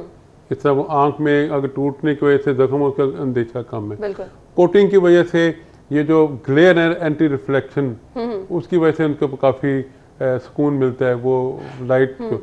और ये जो बाज़ार में जो क्वालिटी ऑफ ग्लासेस जो आम मिलती हैं फुटपाथ वगैरह से, उससे कई दफ़ा वो जो ऐसे अल्ट्रावायलेट रेज हैं वो उनको अब्जॉर्ब नहीं करते, वो आँख के लिए बड़े डेंजरस होते हैं। तो ये चीज़ें जो हैं ये डेंजरस होती हैं, इस चीज़ को आपको नज़रअंदाज नहीं करना चाहिए। लेंस का इस्तेमाल बहुत सारे लोग करते हैं। डॉक्टर साहब, मुझे ये बताइएगा कि आप जो लेंस खरीद रहे हैं उनकी क्वालिटी किस तरह से इंश्योर कर सकते हैं आप? देखें, कॉन्टैक्ट लेंस 2-3 कंपनीज अच्छी हैं जो मार्केट में है, उनका ही इस्तेमाल करना चाहिए।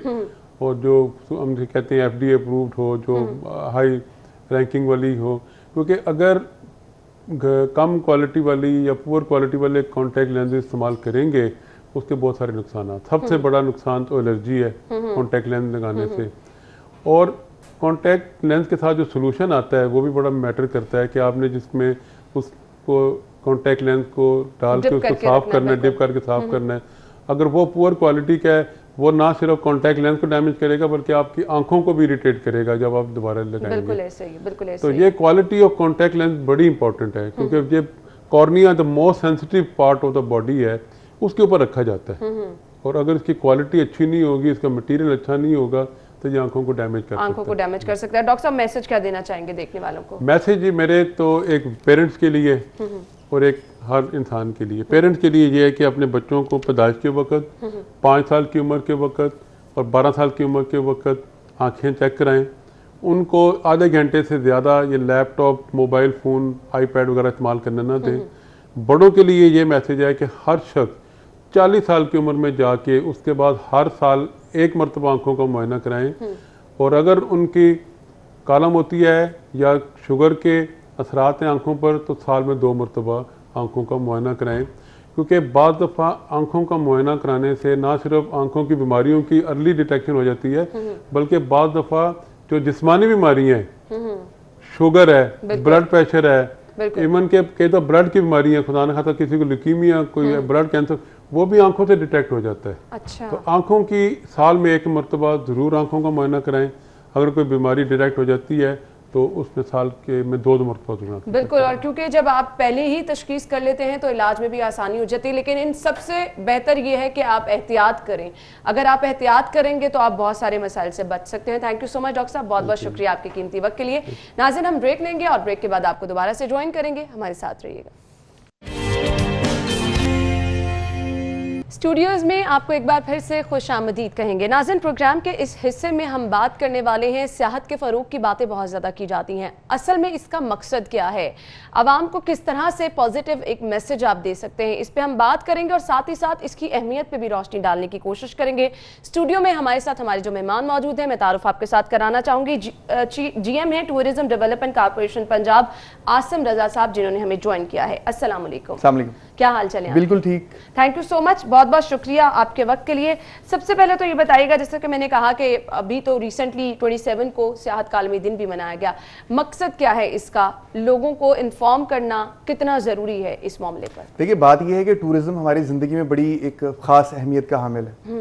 अब बदकिस्मती से बहुत सारी वजूहात की बुनियाद पर हम इससे दूर होते जा रहे हैं, जिसके बीच में एक तो रोज़गार का चक्कर है कि हम मुआशी सरगर्मियों में बहुत हद तक ओवर इन्वॉल्व हो चुके हैं। उसके अलावा फिर हमारी ये जो डिजिटलाइजेशन आ गई है हमारी जिंदगियों में, मोबाइल फोन और इस तरह की दूसरी चीजें, हम जो भी रिक्रिएशन अब ढूंढ रहे होते हैं सिर्फ उसी के सहारे पर ढूंढ रहे होते हैं। तो इस दिन का मकसद बेसिकली लोगों को ये एहसास दिलाना है कि उनके घरों से बाहर एक जिंदगी है और एक भरपूर जिंदगी है जिसको एंजॉय किया जाना चाहिए। सही, बहुत जबरदस्त आपने बात की और मेरे ख्याल से ये लोगों के लिए इस तरह की चीजें अब सामने लेकर आना बहुत ज्यादा जरूरी हो गया है, क्योंकि एक्चुअली हम ये सिर्फ मोबाइल फोन टेक्नोलॉजी में ही अपने आप को महदूद कर बैठे हैं, जिसके नताइज भी हम देख रहे हैं कि खराब निकल रहे हैं।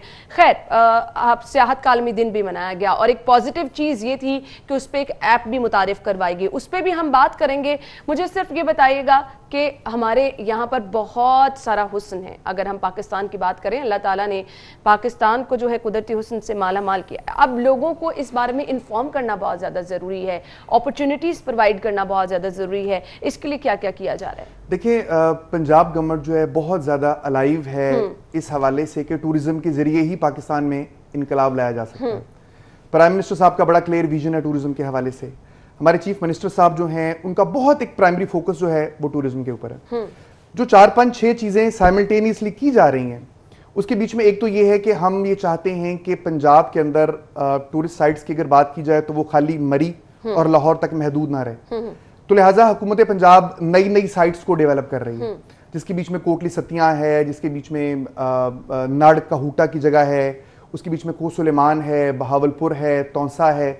ये वो तमाम जगह हैं जिनको टूरिज्म के हवाले से आज तक नहीं जाना जाता। तो यहाँ पर बहुत सारी इंटरवेंशंस जो हैं, they are on the way, वो की जा रही हैं और बहुत जल्दी इंशाल्लाह ताला आप उसके रिजल्ट्स जो हैं वो देखने लग पड़ेंगे। अच्छा, अब ये चीजें जो आपने जिक्र किया, ये बहुत जरूरी है लोगों को बताना, कोई ऐसी डॉक्यूमेंट्री लेकर आना कि आप लोगों को बताएं कि ये जगह वाकई ऐसी हैं जो कि देखने के काबिल हैं, यहाँ जाना चाहिए। लोगों को इन्फॉर्म करना भी तो बहुत ज्यादा जरूरी है। आपके पास सोशल मीडिया का प्लेटफॉर्म है। देखिए, हमने अभी पूरे पंजाब की जितनी भी डेस्टिनेशंस हैं, इनकी डॉक्यूमेंट्रीज क्रिएट करवाई हैं 3 टीयर्स में, 3 टीयर्स में। एक टीयर तो ये कि हमने ओवरऑल रीजन वाइज डॉक्यूमेंट्रीज बनवाई, पंजाब को 3 रीजन में डिवाइड किया, नॉर्थ, सेंट्रल और साउथ, और उसकी डॉक्यूमेंट्रीज क्रिएट होंगी। दूसरी टीयर्स हमने बनाई, जोन हमने बना दिए, जिस तरह रिलीजन एक जोन है, तो जितनी रिलीजियस साइट्स हैं उनकी डॉक्यूमेंट्रीज क्रिएट हो गई, जितनी कल्चरल साइट्स हैं उनकी डॉक्यूमेंट्रीज क्रिएट हो गई, जितनी नेचर साइट्स हैं उनकी डॉक्यूमेंट्रीज जो क्रिएट हो गई। और तीसरी हमने डॉक्यूमेंट्रीज क्रिएट करवाई पर्टिकुलर स्पॉट्स के हवाले से। तो सैकड़ों के करीब डॉक्यूमेंट्रीज जो है रिसेंटली जो है वो हुकूमत पंजाब ने वो बनवाई है, टूरिज्म डिपार्टमेंट ने। अभी बहुत जल्दी इनको हम लॉन्च भी करने के लिए जा रहे हैं इंशाल्लाह ताला। ऐसे ही टूरिज्म ऐप है जिसका 27 तारीख को आपने देखा कि उसका सीएम साहब ने आपने जिक्र कर ही दिया, तो बता दीजिएगा ये एप्लीकेशन किस मकसद के तहत बनाई गई है और इसका तरीका इस्तेमाल क्या है, वो भी हमारे नाज़रीन के साथ शेयर देखिए। दुनिया तब्दील हो रही है, चीजें तब्दील हो रही हैं। बेसिक मकसद हमारा ये है कि पंजाब की टूरिज्म को हम मोबाइल के जरिए लोगों के हाथों तक ले आए। अभी ये टूरिज्म ऐप है, मैं इसको ओपन करता हूं, अगर हम कैमरे के जरिए लोगों को दिखा सकें। जरूर जरूर। देखिए, ये बेसिकली टूरिज्म ऐप है, हम अभी देख रहे हैं जी। जी बिल्कुल, हम नाज़रीन को अपने दिखा सकते हैं। और ये एप्लीकेशन डाउनलोड करने का तरीका, अगर आप इसको जूम करें, बिल्कुल ठीक है। ये प्ले स्टोर के ऊपर जिस तरह कोई भी ऐप अवेलेबल होती है, ये बिल्कुल उस तरीके से अवेलेबल है। जब हम इसको ओपन करते हैं तो ये देखिए 3 चीजें हमारे सामने नजर आ रही हैं। एक डेस्टिनेशंस है, ठीक है, नियर बाय अट्रैक्शंस है और जनरल सर्च है। सही। अब इस बात का मतलब ये है कि 3 तरीकों से टूरिस्ट साइट्स को ढूंढा जा सकता है। अब तक 511 जो साइट्स हैं उसको हम अपलोड जो है वो कर चुके हैं। PITB ने ये साइट बनाई है और बड़ा उनका अहम रोल है, और 511 साइट्स अब तक जो है अपलोड हो चुकी हैं। अभी मैं क्लिक करता हूं डेस्टिनेशन के थ्रू। अब डेस्टिनेशन से मुराद ये है कि ये पंजाब के 36 जिले जो हैं ये इस टाइम मेरे थंब के नीचे हैं। इनकी डिटेल्स भी बिल्कुल, ये 36 जिले हैं। किसी भी जिले को अगर मैं क्लिक करना चाहूं और उसको खोलना चाहूं तो वो टोटल खुल जाएगा। से कि मैं बहावलपुर में जाता हूं, मैंने बहावलपुर को क्लिक किया, इसके बाद मैंने प्रोसीड किया तो अब वो मुझसे ऐप पूछ रही है कि इसमें कल्चरल टूरिज्म आप देखना चाहेंगे, हिस्टोरिकल देखना चाहेंगे, रिक्रिएशनल देखना चाहेंगे, रिलीजियस टूरिज्म देखना चाहेंगे या अदर। जबरदस्त, ये तो बहुत किसी को भी क्लिक किया जा सकता है। से मैंने कल्चरल को भी कर दिया, मैंने हिस्टोरिकल को भी कर दिया। तो जितनी साइट्स हमारी यहाँ पे मौजूद हैं वो तमाम की तमाम उनके नाम जो हैं वो खुल गए। सही। अब इसके ऊपर है, मैं किसी पे भी जाना चाहूँ, से मैं नूर महल को क्लिक करता हूँ। अब यहाँ पे नूर महल ओपन हो रहा है। अभी हम चूंकि स्टूडियो में बैठे हैं, थोड़ा सा यहाँ पे सिग्नल्स का एट टाइम्स इशू आ जाता है। सही। तो ये नूर महल की तमाम तस्वीर यहाँ पे आ जाएंगी। उसके बाद इसकी डिस्क्रिप्शन आ जाएगी कि नूर महल बेसिकली है क्या, इसके बारे में इंफॉर्मेशन आ जाएगी। फिर उसके बाद में ओवरऑल इसका फीडबैक आ जाएगा। जबरदस्त। कि लोग जो हैं जिन्होंने नूर महल जो है उसको विजिट किया तो उसके हवाले से उनके तासुरात क्या थे, उन्होंने इसको कैसा पसंद किया। अच्छा, इंफॉर्मेशन भी इन हिस्टोरिकल प्लेसेस की क्या अपलोड की गई है कि अगर लोग इनके बारे में इंफॉर्मेशन जानना चाहें, हिस्ट्री के बारे में जानना चाहें, किसी भी हिस्टोरिकल साइट की या कल्चरल साइट की या किसी भी साइट के हवाले से 5 चीजें जो है वो आपको यहाँ पे मिलती हैं। सबसे पहले उसकी डिस्क्रिप्शन है। सही। ओवरऑल एक हमने उसको जितने महदूद लफ्जों तक हम जा सकते थे हमने उसको डिस्क्राइब करने की कोशिश की है। ये है क्या और इसकी ओवरऑल इसकी वैल्यू क्या है, नंबर 1 ये। नंबर 2, वहां पे कौन कौन सी एक्टिविटीज हैं जो कि देखने के लाइक हैं। वहां पे टूरिस्ट जाता है तो वहां पे वो क्या देखेगा, अगर आप जा रहे हैं तो ये चीजें आपको मिस नहीं करनी चाहिए। बिल्कुल, वो चीजें दूसरे नंबर पे इंफॉर्मेशन वो आ जाती है। तीसरे नंबर पे उसके हवाले से जनरल इंफॉर्मेशन कि उसका डिस्टेंस कितना है, उसका फासला कितना है, ये मुकम्मल आ जाती है। चौथे नंबर पे फीडबैक से मुराद ये है कि जो लोग वहां पे पहले गए हैं, बिल्कुल, उन लोगों के तासुरात। रेटिंग का कॉन्सेप्ट देखिए कितना आम हो चुका है। अब तो हमने बर्गर मंगवाना हो तो हम पहले देखते हैं कि इसको 4 स्टार मिले हैं कि 4.5 है। तो ये हमने एक ओवरऑल एंगेज करने के लिए टूरिस्ट को ये एक मुकम्मल इसका सिस्टम यहाँ पे मौजूद है। और 5वें नंबर पे उसकी डायरेक्शन, कि उसकी ओवरऑल डायरेक्शन जो है वो मिल जाती है। आपने जस्ट गूगल पे जाके उसको क्लिक करना है और वो ऑटोमेटिकली आपको गूगल मैप जिस तरह लेके जाता है। यानी आपको ये भी परेशानी नहीं होगी कि आपको रास्ता ढूंढना पड़ेगा, परेशानी होगी कि यहाँ जाना है या यहाँ जाना है, ये भी आपके लिए आसान बना दिया गया है। जी बिल्कुल ऐसा ही। सही। अच्छा, मुझे अब ये बताइएगा कि अब ये एप्लीकेशन जो है, इसके फीचर्स आपने बताए, बहुत जबरदस्त फीचर्स हैं, बहुत जबरदस्त चीजें हैं। अब ज्यादा से ज्यादा लोगों को इस एप्लीकेशन के बारे में बताना भी है ना कि आप ये इस्तेमाल करके फायदा उठा सकते हैं। आपको ये पता होगा आप जिस जगह पे जा रहे हैं उसकी इंपॉर्टेंस क्या है, क्या क्या चीजें वहां पर देखने के लायक हैं, कैसे लोगों को पता चलेगा। अब ये एप्लीकेशन इस्तेमाल करना हर किसी के बस की बात भी नहीं, हर किसी के पास एंड्रॉइड फोन भी उस तरह से नहीं है, तो इसके लिए कोई हल निकाला गया? अच्छा देखिए, इससे पहले मैं इस एप्लीकेशन के हवाले से 2 बातें मजीद बता दूं। जरूर। एक तो ये कि जिस तरह हम इसको डिस्क्रिप्शन में अभी हम इसको चलाना चाह रहे थे, अनफॉर्चुनेटली यहाँ पे सिग्नल का थोड़ा प्रॉब्लम था, या तो वो हम दिखा नहीं सके, वरना वो बड़ा एक बिल्कुल, लेकिन हम पिक्चर्स में जरूर अपने नाज़रीन के साथ बड़ा एक अच्छा उनके लिए लर्निंग एक एक्सपीरियंस होता। दूसरी चीज ये है कि इसमें एक और तरीके से भी सर्च की ऑप्शन अवेलेबल है, और वो ऑप्शन ये है नियर बाय लोकेशन के लिहाज से। सही। मसलन मैं यहाँ पे बैठा हूँ और मैं उसको क्लिक करता हूँ नियर बाय अपॉर्चुनिटीज को, तो मुझे जो ऐप है वो पूछती है कि जी 5 किलोमीटर के रेडियस में आपको मैं बताऊं कि कौन कौन सी अच्छी जगह हैं, या 10 में बताऊं या 15 में या 20 में। तो वो कैटेगरी के लिहाज से, मतलब 5 किलोमीटर में जितनी भी टूरिस्ट स्पॉट्स हैं जहां पे मैं मौजूद हूं, वो सारी की सारी ऑटोमेटिकली उस पे आ जाएंगी। अगर 10 किलोमीटर में मैं जाना चाहता हूं तो 10 किलोमीटर में वो टोटली ऐप मुझे बता रही होगी कि 10 किलोमीटर में कौन कौन सी साइट्स अवेलेबल है जहां पे जाया जा सकता है, और वो बाकायदा डिस्क्रिप्शन के साथ और बाकायदा अपनी डायरेक्शन के साथ वो मौजूद है। और तीसरी तरीका मतलब ये कि जो बंदा जहां भी है पूरे पंजाब में कहीं भी विजिट कर रहा है, इस ऐप के जरिए वो इर्द गिर्द की जगह अगर उसको नाम नहीं भी पता तो ये ऐप खुद उसको गाइड कर रही होगी। It's a guiding app basically. ये खुद उसको गाइड कर रही होगी कि कौन सी जगह है जिस पर वो जा सकता है। और तीसरा ये है कि अगर वो किसी कैटेगरी के लिहाज से ढूंढना चाहे, मसलन वो ढूंढना चाहे कि जी मुझे जू जो है वो खुल जाए, तो वो जस्ट उसने जू टाइप करना और ऑटोमेटिकली सारे जू आ जाएंगे, सारे फॉरेस्ट आ जाएंगे। इन 3 तरीकों से, destination wise, near by location wise और खुद कस्टमाइज्ड वे से वो ओवरऑल जो है वो सर्च कर सकता है। सही, बहुत जबरदस्त ये चीजें। अच्छा, मुझे कुछ बताएगा, वो लोग अब जो कि इन इलाकों का विजिट करने के लिए जा रहे हैं, इन जगहों पे जा रहे हैं, अब उनके लिए आप लोगों ने आसानियां पैदा करनी है। बिलाशुबा ये आसानियां हैं, लेकिन जो टूरिस्ट वहां पे जा रहे हैं बहुत सारी शिकायतें भी उनकी होती हैं कि जी जगह ढूंढने में उनको ये मुश्किल हुई है, वहां पे अच्छी तरह से फैसिलिटेट नहीं किया जा रहा, तो ये चीजें देखना किसकी रिस्पॉन्सिबिलिटी है? देखिए, बदकिस्मती ये है कि अगर हमको 2-3 साल से पहले चले जाएं तो पंजाब में टूरिज्म एक इग्नोर्ड किस्म का सेक्टर है। अभी जिस तरह फोकस टूरिज्म के ऊपर शिफ्ट हो गया और आपने देखा कि 1-2 साल में चीजों ने इंप्रूवमेंट की तरफ जाना शुरू कर दिया, तो आहिस्ता आहिस्ता चीजें जो है वो बहुत बेहतर होती जाएंगी। मैं आपको छोटी सी एक मिसाल देता हूँ। पंजाब के अंदर जो टूरिज्म है, हमारे बहुत सारे रिजॉर्ट्स हैं जगह जगह। ननकाना में हमारा रिजॉर्ट है, हमारा हिरन मनार पे रिजॉर्ट है, उसके बाद में मरी रीजन में रिजॉर्ट्स हैं, चकवाल में वगैरह वगैरह। हमने इनको टूरिस्ट फैसिलिटेशन के लिए हुकूमत पंजाब ने इसको लीज पे देना शुरू कर दिया प्राइवेट सेक्टर को। कोई शक नहीं इस बात में कि प्राइवेट सेक्टर एक ज्यादा बेहतर फैसिलिटेटर भी है, क्वालिटी भी जाहिर है कि उनकी ज्यादा बेहतर वो मैनेज कर सकते हैं और इन्वेस्टमेंट भी ज्यादा बेहतर लेकर आते हैं।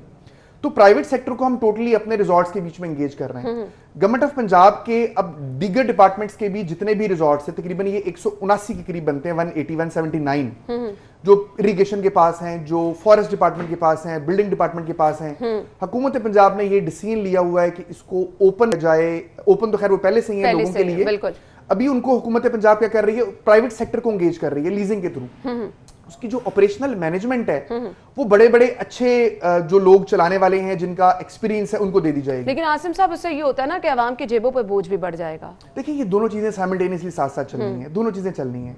अगर आप एक क्वालिटी सर्विस चाह रहे हैं, अगर देखें ना, आपने खुद कहा कि अवाम कहते हैं कि ये अच्छी फैसिलिटेशन नहीं है, साफ सुथरी चीजें अवेलेबल नहीं है, तो उसके लिए हमें कुछ ना कुछ एक स्टैंडर्ड जो है वो सेट करना पड़ेगा। अगर हम पूरी दुनिया से इसको कंपेयर करके देख लें तो वो इस तरह की चीजें जो है वो बहुत ज्यादा चीप नहीं। अच्छा, फिर एक और चीज ये है कि नेचर और इस तरह की बहुत सारी चीजें तो बिल्कुल मतलब without any sort of expense available होते ही हैं। बिल्कुल। मसलन मरी जो है, आप उसके बीच में आपके पास ऑप्शन हमेशा ही रहेगी कि आपने अच्छे रिजॉर्ट पे जाना है, 15,000 रुपए वाले पे जाना है या 5 पे जाना है, या वैसे ही आपने मरी को देख के घूम के आ जाना है, उसको तो कोई भी बंद करना नहीं जा रहा। लेकिन अगर आप कोई हाई क्वालिटी सर्विस चाह रहे हैं तो उसके लिए तो पे करना पड़ेगा डेफिनेटली। बिल्कुल ऐसे ही है। मैसेज क्या देना चाहेंगे देखने वालों को? देखिए, देखने वालों को बेसिक मैसेज ये है कि टूरिज्म एक इज्तिमाई एक चीज का नाम है। जितनी रिस्पॉन्सिबिलिटी हुकूमत के ऊपर है, उतनी ही रिस्पॉन्सिबिलिटी लोगों के ऊपर भी है। ये टूरिस्ट साइट्स जो हैं, ये हुकूमत इनको बना तो देती है, लेकिन फिर ओवरऑल इनको अपडेट रखना, इनको प्रॉपर तरीके से साफ सुथरा रखना, ये अवाम की जिम्मेदारी है। बहुत आसान है ये कहना कि देखें जी ये वॉशरूम गंदा है, ये यहाँ पे वो कचरा फेंका हुआ है। कचरा तो अवाम ने फेंका है ना जी। जो टूरिस्ट वहां पे जाते हैं, कुछ रिस्पॉन्सिबिलिटीज उनकी भी हैं।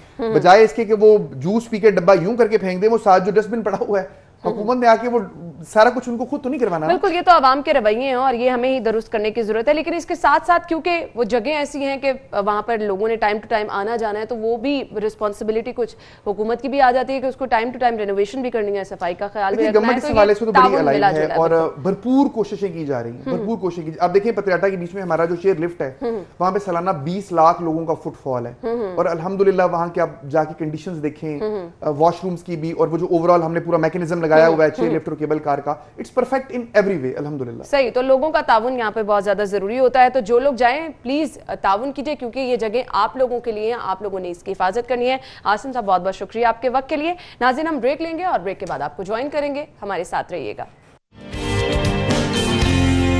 खुशामदीद कहेंगे और शामिल कर लेते हैं सेगमेंट्स, जिसमें सबसे पहले मोबाइल रेट्स में आपको बताऊंगी। तो आज हमारे पास पहला मोबाइल है सैमसंग गैलेक्सी J4 प्लस और इसकी कीमत है जी 23,499 रुपए।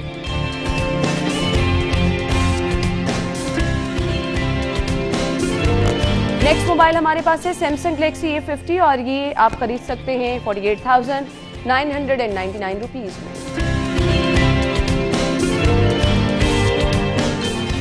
सैमसंग A6 मोबाइल है 42,899 रुपए में आप खरीद सकते हैं।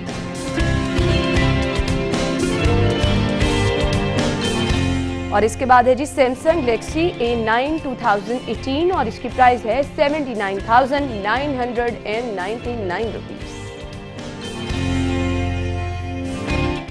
जी तो नाज़रीन, मोबाइल रेट्स क्या हैं ये तो आपने जान लिए। आगे बढ़ते हैं और जान लेते हैं सब्जियों के रेट क्या हैं आज के भाव में।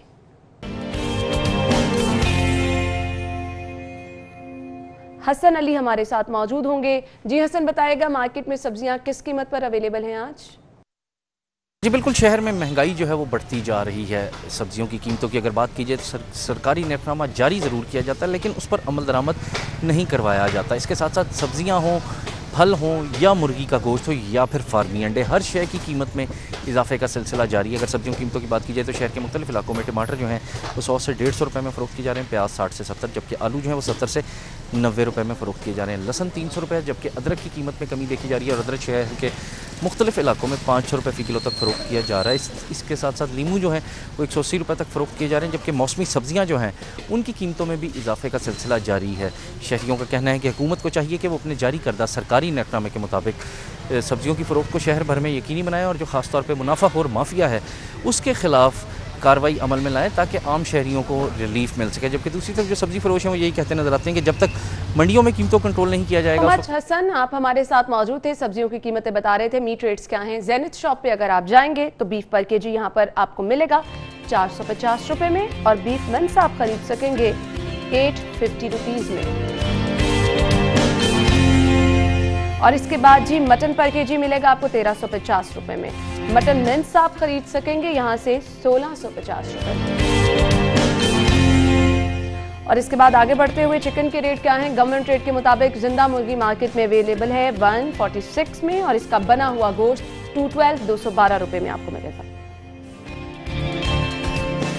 और इसके बाद जी एग रेट्स क्या हैं वो मैं आपको बताऊंगी। रिटेल प्राइस है 142 रुपए दर्जन में आप अंडों की खरीदारी कर सकते हैं। होलसेल रेट क्या है जी? 140 रुपए दर्जन, 2 रुपए की कमी के साथ 140 रुपए दर्जन में आप होलसेल से अंडों की खरीदारी कर सकते हैं। और इसके बाद अगर आप गोरमे पे जाएंगे तो 141 141 रुपए दर्जन में आप अंडों की खरीदारी कर सकेंगे। जी नाज़रीन, रेट्स आपने जान लिए। इसी के साथ ही प्रोग्राम का वक्त अपने इख्तिताम को पहुंचा है। आप अपना बहुत सारा ख्याल रखिएगा और हमें दुआओं में याद रखिएगा। इंशाल्लाह जिंदगी रही तो कल सेम टाइम पर आपसे फिर से मुलाकात होगी एक नए शो के साथ, नए मेहमानों के साथ। तो आपने देखना है सिटी 10 और हमें याद रखना है अपनी दुआओं में। अल्लाह हाफ़िज़।